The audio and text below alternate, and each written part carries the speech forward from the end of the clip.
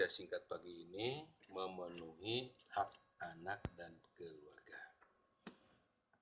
Tema ini saya angkat dari sebuah hadis Nabi SAW, hadis Sahih Bukhari, yang bersumber dari Abi Juhaifah Wahab bin Abdullah radhiyallahu anhu. Dia berkata bahwasanya akhan Nabi SAW baina Salman wa Abi Darda.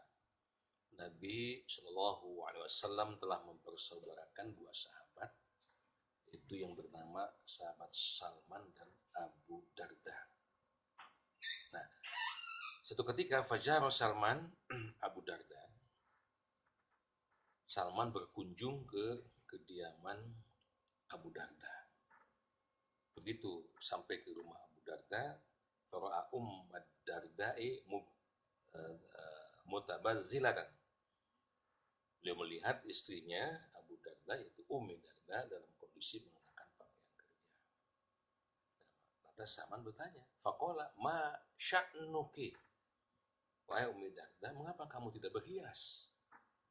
Ya kan, mestinya istri itu harus berhias gitu ya. Dan di siang lain Nabi menyatakan izanat syaratka. Salah satu di antara ciri wanita soleh itu apabila dipandang suaminya harus menjadikan suami lebih gairah lagi. Dan itu merupakan salah satu di antara buku kebahagiaan rumah tangga. Nah ini Umi Darda nggak berhias, ya mengenakan pakaian seadanya, ya pakaian dinas. Anda tahu ibu-ibu pakaian dinas ibu-ibu, ya masak pakai eta, gitu kan? Pakaian itu daster ya, yang sudah lama banget itu. Ke pasar juga itu, malam juga itu. Oh lah, ternyata Umi Darda punya alasan. Beliau berkata, akhuka Abu Darda laisa lahu hajatun fid dunya. Tuh lihat saudaramu Abu Darda. Dia tidak lagi memperhatikan kepentingan dunia. Nah, lama kemudian, wajah Abu Darda, datanglah suaminya, Abu Darda itu. Suna'alahu tu'aman, dan membuat makanan ya, untuk saudaranya itu Salman. Setelah makanannya selesai dibikin, lantas faqala lahu, dia berkata kepada Salman, kul fa inni shaimun, silakan makan, tapi maaf aku sedang sahur. Jadi pribumi yang bikin makanan Abu Darda udah siap makan dihidangkan, ya kata Abu Darda, kul silakan makan, yang nikmat, yang lezat, tenang saja, tapi maaf aku lagi sahur. Kira-kira kalau Anda bertamu pada orang seperti itu, enak nggak? Nggak mungkin kan, nggak enak kan? Makanya Salman berkata, ma ana bi akalin hatta cakula. Aku nggak akan makan sehingga engkau juga makan. Fa'akala, maka akhirnya Abu Darda pun makan saja. Selesai siangnya. Nah, falamma kana al-lail, datanglah malam. Zahaba Abu Darda yaqum. Abu Darda bangun. Seperti kebiasaannya, selalu menghabiskan malamnya untuk sholat malam, menghadap Allah Rabbul Alamin. Faqalahu, kembali Salman berkata kepadanya, nam, tidurlah kau, tidur. Bangun sekarang. Fanama, maka Abu Darda pun tidur lagi. Summa zahaba Yaqub, kemudian berpasat lagi, di sepertiga malam, pertengahan malam, bangun lagi. Dia mau sholat. Faqala lahu nam. Salman berkata kepada Abu Darda, tidur. Falamma kana min akhir lail, maka tatkala sampai pada akhir malam, ya, kalau kita manusia pukul 3 ya, 4. Qala Salman, lalu Salman berkata, kumil sekarang silakan kau bangun, lantas fasol dia, mereka berdua sholat malam. Faqala Salman, lantas usai sholat malam Salman berkata, inna li rabbika 'alaika haqqun. Sesungguhnya bagi Tuhanmu atasmu ada haknya. Wa inna li nafsika, demikian pula bagi dirimu alaika hakun, ada haknya juga. Wa li ahlika alik hakun, demikian pula bagi keluargamu juga ada haknya. Jadi bagi Allah, Tuhanmu ada haknya, ya. Bagi dirimu juga ada haknya yang harus kau penuhi. Bagi keluargamu juga, wali ahlika alaika hakon, juga ada haknya.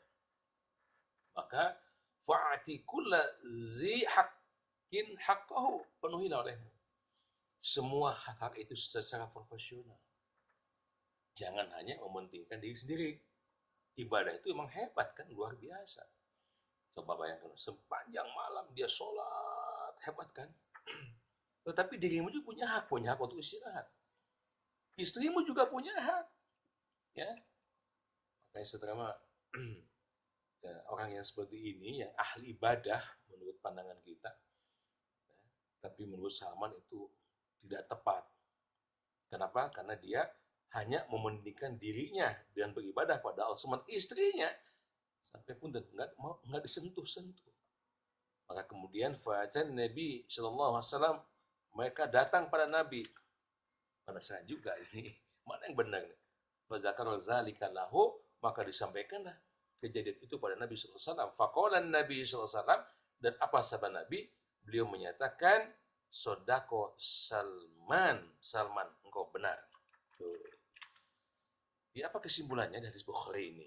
Di kesimpulan setelah rahimahullah, semua itu punya hak. Allah jelas punya hak untuk kita ibadahi. Ya, semaksimal mungkin, semampu kita. Tetapi juga tidak lantas menterlantarkan hak diri sendiri, hak keluarga. Ketika saum, kita ambil contoh. Al-Baqarah 183, 184, coba lihat. Bagi yang mampu silakan saum. Nggak mampu karena sakit dan dalam perjalanan, boleh berbuka. Ya, kalaupun nanti harus bayar dengan saum qadha. Sholat sambil berdiri, kata Nabi. Nggak mampu berdiri, maka silakan sambil duduk. Duduk nggak bisa, silakan anak berbaring. Subhanallah. Emang Allah punya hak, tetapi jangan terlalu memaksakan diri. Ketika Nabi SAW, anak masih ingat, masuk ke masjid ada tambang, tali ya, yang melintas dua tiang. Nabi bertanya, tali siapa ini? Tali Zainab. Untuk apa dia? Ketika dia sudah tidak bisa lagi bangkit, dia pegang tali itu. Nabi bersabda, buang, lepaskan tali itu. Sholatlah kau semampu kalian. Jadi artinya memang ibadah pada Allah itu harus maksimal, tapi jangan over, jangan berlebihan. Allah Azza wa Jalla memberikan keluasan pada kita, waktu yang demikian lapang untuk beribadah, waktu untuk yang lapang untuk menyantuni anak dan keluarga. Kalaupun alasnya benar untuk ibadah pada Allah, tapi Rasulullah tidak membenarkan ketika waktu dihabiskan hanya untuk Allah, sementara Anda punya keluarga Anda tidak baik. Dan di yang lain, pernah juga terjadi. Seorang sahabat, kerjaannya di masjid saja. Ruku, sujud, berdoa, istighfar tuh. Rasulullah bertanya, apakah kau punya keluarga? Punya, Rasulullah. Lantas siapa yang memberikan nafkah pada keluargamu? Saudaraku, ya Rasulullah. Rasul menyatakan yang akan mendapatkan kebaikan adalah saudaramu itu. Juga kita lihat dalam surah At-Tahrim surah 66 ayat 6. A'udzubillahi minasyaitonirrajim. Ya ayyuhalladzina amanu qu anfusakum wa ahlikum nar. Wahai orang-orang yang beriman, peliharalah diri kalian dan keluarga kalian dari api neraka. Lagi-lagi di situ. Perhatian kita pada anak keluarga pun harus sangat-sangat diperhatikan. Ya, jangan sampai punten kita ahli ibadah, anak gak pernah sholat dibiarkan. Kita ahli ibadah, dakwah kesana kemari, istri dan keluarga dibiarkan. Ya. Semua kewajiban itu harus kita penuhi. Hak Allah kita penuhi, hak keluarga pun kita penuhi, hak anak-anak pun kita penuhi. Dan demikian maka insya Allah ya, kita akan mendapatkan kebahagiaan di dunia dan juga kebahagiaan di akhirat. Mudah-mudahan. Amin ya rabbal alamin. Amin. Amin ya Allah. Ya Rabbal